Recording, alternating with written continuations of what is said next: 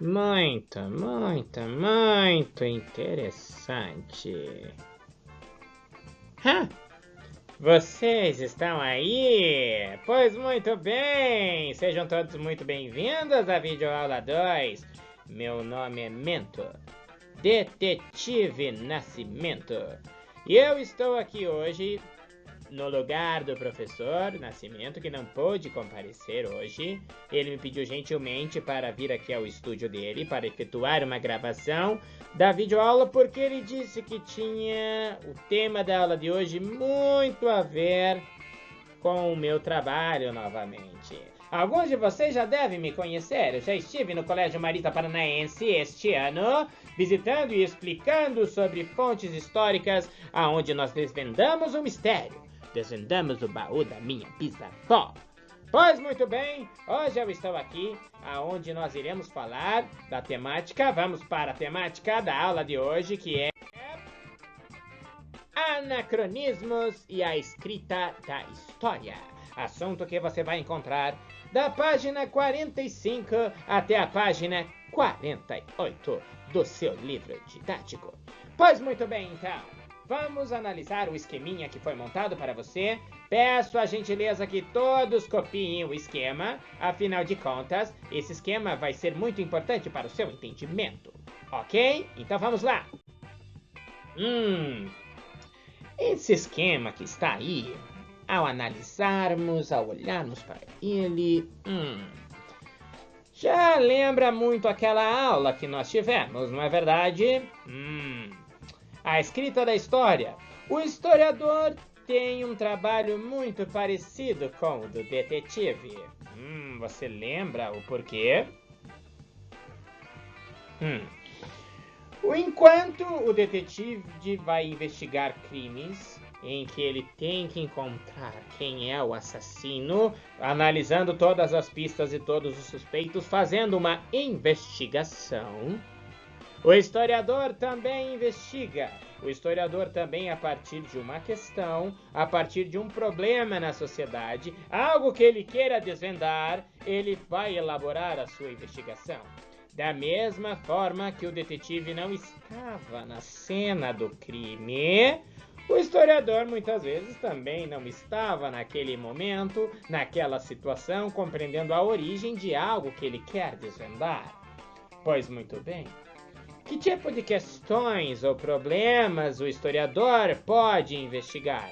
Dê uma olhadinha. Aqui foi colocado alguns exemplos para você, tá?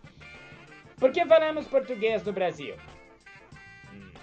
Na história, a gente vai encontrar a resposta ao analisarmos que o território foi colonizado por portugueses. Então é por essa razão que estou falando em português com vocês. Porque a cultura de determinado país é assim, ou porque a determinada cultura é assado, por que as coisas funcionam dessa forma num país e dessa forma em outro? A história vai trazer essas respostas. Então, a partir de um problema, o historiador vai elaborar a sua investigação. Por que existe racismo no Brasil? A gente falou sobre isso, a questão da escravidão. Como ocorreu o descobrimento do Brasil? De repente, o índio fala de uma forma, o português fala de outro, e o historiador vai ter que analisar todas as suas pistas. E nós sabemos que as pistas têm um nome. São chamadas de fontes históricas. Perfeito! Mas isso já é assunto que eu falei. Isso já é uma coisa que eu já tô ligado que eu já expliquei pra vocês, não é verdade? Naquele dia? Pois bem, eu já falei isso pra eles, não é? Pois bem, o que tem de novo? É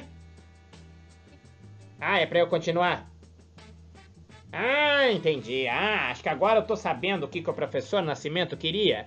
Agora é a parte interessante. Agora é a parte nova. Vamos lá. Perfeito.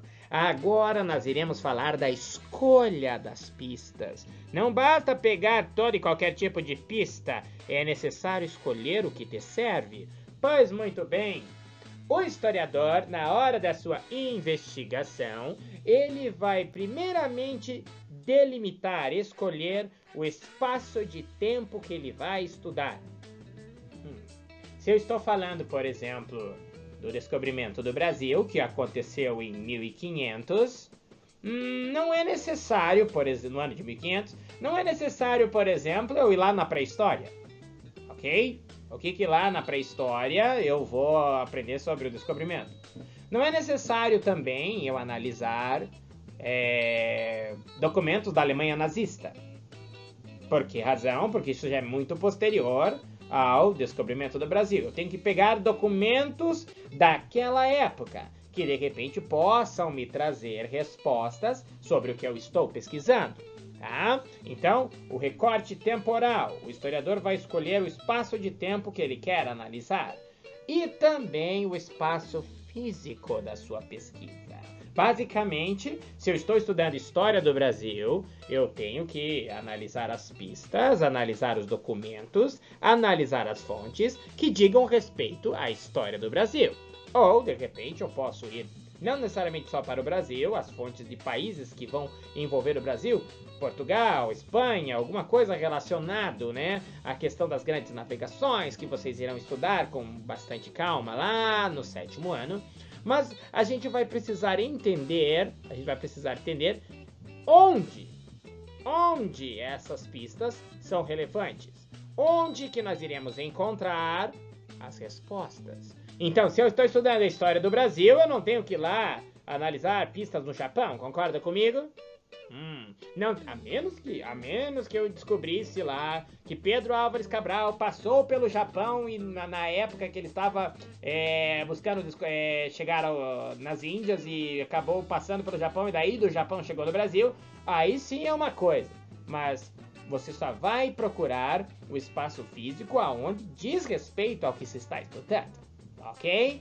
Bom, ao escolher o tempo e ao escolher o local, né? Você responde o quando e o onde. Você vai selecionar todas as pistas que possam ser do seu interesse, todas as fontes históricas. No entanto, existem fontes que estão diretamente ligadas ao fato e outras que são produzidas sobre o fato. É um pouco confuso, mas você já vai entender. Existe a fonte que é chamada de fonte primária, que são documentos que estão relacionados diretamente ao que se está investigando. Por exemplo, a carta de Pero Vaz de Caminha, no descobrimento, que era o escrivão de Pedro Álvares Cabral, quando ele avistou a terra, quando gritaram terra à vista, o Pero Vaz de Caminha foi lá e começou a escrever tudo o que acontecia nessa nova terra, falando sobre os índios e tal. Isso é uma fonte primária. Está relacionado ao evento que eu estou estudando. Agora, fonte secundária é tudo que é produzido sobre o assunto que eu estou estudando. Por exemplo, uma fonte secundária, uma fonte bibliográfica, é o material de vocês. Isso é uma fonte de informação, correto? Correto? É uma fonte de informação. Sendo uma fonte de informação, mas aqui não estão documentos diretamente ligados ao descobrimento do Brasil. Tem relatos, escritos, textos, crônicas, falando sobre o descobrimento do Brasil. Então, é uma fonte secundária. Se eu pego uma pintura, alguém que muito tempo depois do descobrimento vai decidir pintar um quadro sobre o descobrimento, é uma fonte secundária, ok? E seguindo... aqui nós temos um exemplo bem clássico, né? A carta de Pero Vaz de Caminha é uma fonte primária e ali uma pintura que foi feita muito tempo depois, uma fonte secundária. Ótimo, bacana! E por último, para encerrarmos a nossa videoaula de hoje, nós iremos falar sobre anacronismos. O historiador tem que estar muito antenado nos chamados anacronismos. Mas, detetive, o que é um anacronismo? Anacronismo é quando alguém registra, né, um desenho, uma pintura, uma foto, um filme, qualquer coisa, em que misturam períodos, né, elementos de um período misturado com outro. Por exemplo, ao analisarmos ali a primeira foto, né, nós vemos um casal que está representando um período usando o laptop, que não existia laptop na época. Anacronismo. Ao olharmos lá um guerreiro romano falando ao celular. O celular não havia sido inventado nessa época. Anacronismo. Ao olharmos aquele guarda-chuva ali, aquele guarda-chuva, guarda-sol, seja lá, eu não sei, o professor Rodrigo Nascimento vai conseguir explicar, sei lá o que é aquilo, né? Aquilo não existia na época da Grécia Antiga, quando está sendo mostrado ali naquele filme, então, anacronismo. E os dinossauros não viveram juntos com os seres humanos, não viveram, tá? Os dinossauros, basicamente, eles viveram no período muito anterior ao ser humano. Toda vez que alguma representação mostrar um ser humano junto a um dinossauro, o nome disso é anacronismo. Perfeito! Então, galera, se cair anacronismo numa prova sua, nada mais representa do que essa mistura de períodos que acaba gerando um problema para o historiador, ok? Então, dizem que o anacronismo é o pior pecado no historiador. O historiador, ao produzir, né, os seus documentos, ele tem que tomar cuidado para não misturar, atribuir período de um assunto, né, misturar com valores de outros assuntos, de outro período histórico. Perfeito? Então, essa foi a nossa videoaula. Eu espero que vocês tenham curtido, gostei de rever vocês e, basicamente, gostei da companhia desse cara. Como que é seu nome? Por que você não fala? Você vai falar ainda?